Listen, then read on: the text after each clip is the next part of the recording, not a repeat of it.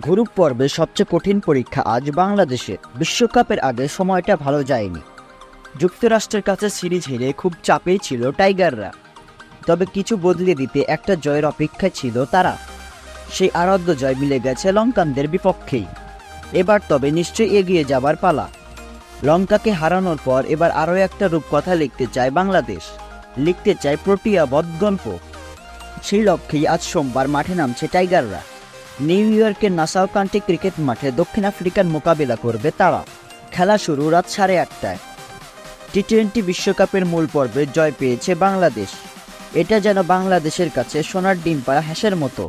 2007 বিশ্বকাপে প্রথমবার ওয়েস্ট ইন্ডিজকে হারিয়েছিল তারা।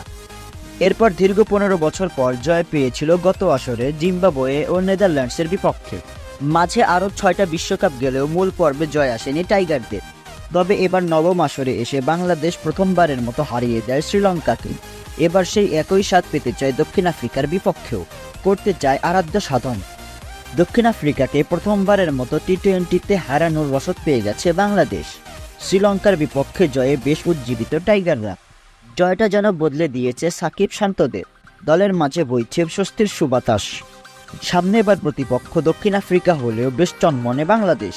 ফুরফুরে মেজাজেই রয়েছে লিটন তাসকিনরা। কে বলবে এই দলটার বিপক্ষেই আগের আগ দেখায় প্রতিবারই হেরেছে টাইগাররা। এমনকি কোনো প্রতিরোধও গড়ে তুলতে পারেনি সেই ম্যাচগুলোতে, হেরেছে বড় ব্যবধানে। তবে যে কোনো মূল্যে আজ প্রোটিয়াদের হারাতে পারলে ইতিহাস গড়বে বাংলাদেশ। অনেকটা নিশ্চিত করে ফেলবে সুপার 8 পর্ব। লঙ্কানদের হারিয়ে যেই পথ অনেকটা মসৃণ করেছে সাকিব শান্তরা।